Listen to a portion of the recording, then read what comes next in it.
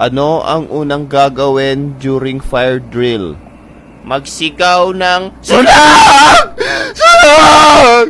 No, that's wrong. I-post sa fb.com ng hala, may sunog dito! Hashtag stay safe, guys! No, mali. Sino bang may idea dito? Ma'am, stop, drop, and roll. Sige nga, Tyron. Can you please show us how to properly do the stop, drop, and roll? Para sa mga walang idea dyan, please look at Tyron. Uy, galing ni Tyron, no? Wow. La, paano yan? Gifted child yan. Galing mo, Tyron, ah. Okay, class, that is what you should not do during a fire. Uto-uto ka talaga, Tyron. Tingnan mo, nagmukha kang tanga. Ang first thing na gagawin nyo talaga is mag-evacuate. Huwag kayo mag-stop, drop, and roll. Eh di masusunog kayo, di ba? Bakit kayo biglang gugulong kung may